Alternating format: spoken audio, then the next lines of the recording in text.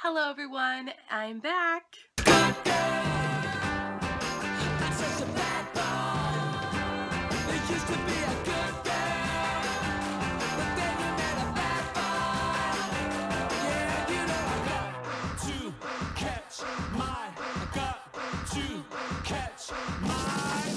How are you all doing today?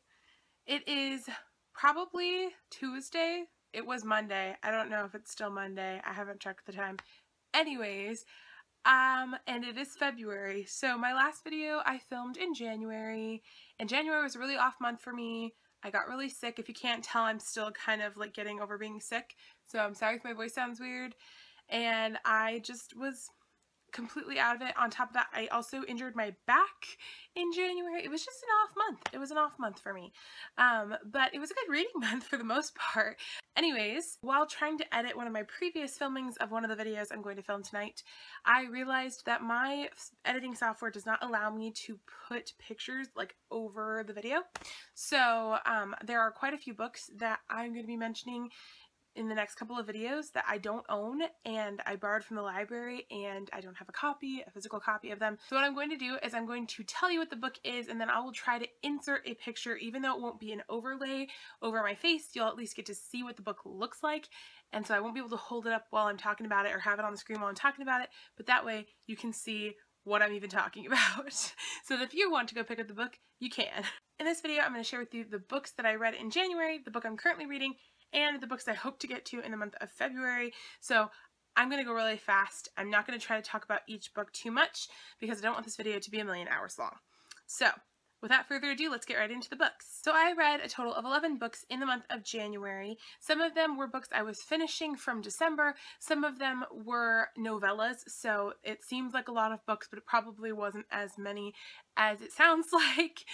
So I'm going to start with my lowest rated book and work my way up. Coming in at 2 stars is The Retribution of Mara Dyer by Michelle Hodkin. So I picked up this series in October 2016 for the read-along that was being hosted by Kate's Book Date, and I will link her channel down below so you can go check her out. She's fabulous. But I pretty much enjoyed the first one. I'll talk about the second one in a little bit, but the last one just definitely did not satisfy at all. I didn't expect that. I kind of went reading through it going, yeah, this is totally gonna end in a way that I can have all my questions answered, but as the closer I got to the end, the more I realized that was not going to happen, and it was very frustrating because I had so many questions at the end of this book. And I do plan on doing a full series review of the Mara Dyer trilogy later this week, so you will see that, and I'm going to have a spoiler section and a non-spoiler section so that you can see my thoughts. And if you want, you can go read my Goodreads review, but don't read it if you haven't read the series because I spoiler the crap out of it. So yeah, because I couldn't talk about it without spoilers. I just couldn't. So let's just suffice it to say I was not satisfied with this book. Coming in at 2.5 stars is Beatrice and Benedict by Maria Fiorito. I got this book out from the library, and I had had it on my shelf to read for a long time. Like, I'd renewed it all the times you can renew a book, which is, I'm trying not to do that this year.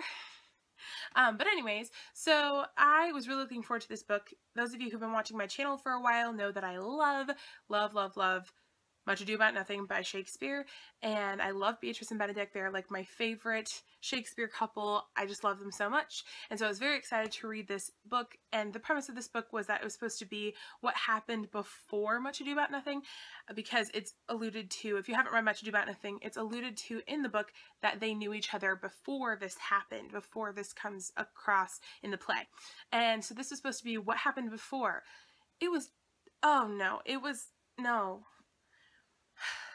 No, it just was really depressing and terrible, and war, and everything you thought you knew was true is not, and I just hated it.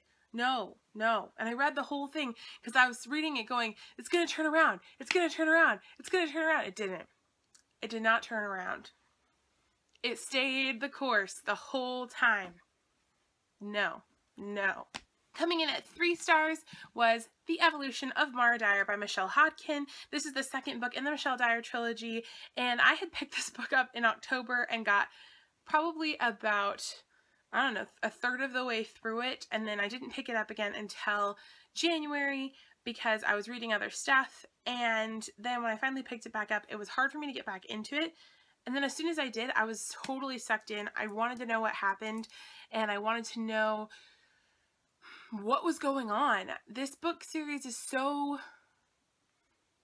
I wanted to know what was going on, and it was pushing it in the direction, and I felt like I was getting somewhere with this book. So I really enjoyed reading it. I couldn't put it down after a certain point, and I wanted to know what was happening, and I felt like that was what earned it some more stars. And yeah, just another reason why I hated the third one. Coming in at 3 stars as well is Steps in Time by Fred Astaire. This is his autobiography, which you guys know I picked up a long time ago, and I'm just not a nonfiction reader. I am terrible at reading nonfiction, so I finally finished it, guys. I finally finished this book. It was good. I enjoyed it as much as I can personally enjoy nonfiction, at least any nonfiction that I've read. It was informational, but to be honest, I don't remember any of the information, like currently. There were some parts that I was like, oh yeah, that movie, I love that movie, or oh, that duet, or that song, or that whatever, but now I can't really recall any of the names of people that he worked with and things like that. Yeah, it just, in one ear out the other. It was good, but I probably wouldn't pick it up again.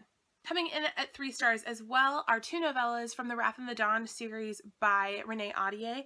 And so if you don't know, the Wrath and the Dawn series is a retelling of 1001 Nights, and it is only a duology, but there are 3 novellas, and I read one back last year sometime, and I really enjoyed it. So after finishing the last book, I picked up the 2 novellas, the other 2 novellas that were actually free on Nook when I picked them up. So yay, they were free. So even though they're only 3 stars, I didn't lose anything because they were free. The first one was The Mirror and the Maze, and the second one was The Crown and the Arrow. So The Mirror and the Maze and The Crown and the Arrow both take place like in Wrath and the Dawn, but they're from Khalid's perspective. And just personally, I didn't find that they added anything to the story. They didn't add any information really, because it's already basically covered. I even think it was mostly covered in The Wrath and the Dawn. Like, all of this information was discussed with Khalid and Shahrazad, so it was redundant a little bit, but it was cool to see it from Khalid's perspective. So there was that double, like, kind of, it was good to see it from his perspective, but also, did I really need to read it? Like, granted, they were only each like 13 pages long, so it's not like I invested a lot of time in reading these. So I think that's one of the reasons they got 3 stars. It was cute and extra, and if I was a huge fan of the series, I'm sure I would have loved them, but yeah. Coming in at 3.5 stars, which I usually don't use half-star ratings, but this one had a specific reason, and that is Trading Christmas by Debbie Macomber. This is a cutesy little Christmas novel, and I decided to read some of these for Christmas time and only got to one of them, and I didn't even finish it until January. So I wasn't that into this. I love Hallmark movies, so I kind of figured like it would be reading a Hallmark movie, and it kind of was, but I felt like it was less satisfying. I didn't feel like I got all that I could out of it. Like I would like a Hallmark movie. It's just super cheesy and fun, and this was super cheesy and fun, but also at the end I was like, oh, that's it? Okay. Like, it didn't have any depth. So maybe that's just showing how much I've grown as a reader this past year or something. But actually this particular copy had a like short story that was in the back of it, and it was called The Forgetful Bride, and I loved it. I thought it was hilarious and romantic. I liked it way more than Trading Christmas, and I think that one was also by Debbie Macomber. Yeah, it was so funny, and I loved it. So that added an extra like 1 star, so it ended up being like 1.5 like stars more than I thought when I first read the first part. So definitely liked the little novella short story thing better than the actual story. So coming in at 3.75 stars, and almost hit that 4-star mark. I think I even marked it 4 stars on Goodreads, but to me it wasn't a full 4 stars. Was The Rose and the Dagger by Renee Ahdieh. This is the conclusion to the Wrath and the Dawn duology, and I picked that duology up when I first started watching BookTube, and I enjoyed the first book quite a bit. Not as much as I thought I was going to. I hadn't really experienced hype before because I'd never been on BookTube and I'd never seen any hype about a book. I worked at a bookstore. We hyped each other all the time, but it wasn't to the level of BookTube. Anyways, this was a great conclusion. I felt a couple of things and I want to discuss that more. I'm not going to go into very much detail with this one because I'm planning on doing a full series review this week. I'm going to do it this week. I'm going to do a review. I'm going to do the Mardire one and this one. I'm going to do it. If you guys have not watched my channel before, I've never done a review and I've filmed multiple reviews.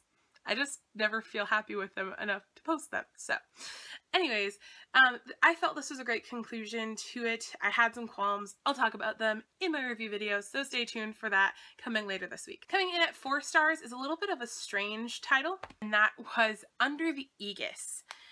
And I'm having trouble remembering who the author is, but I will insert some information here.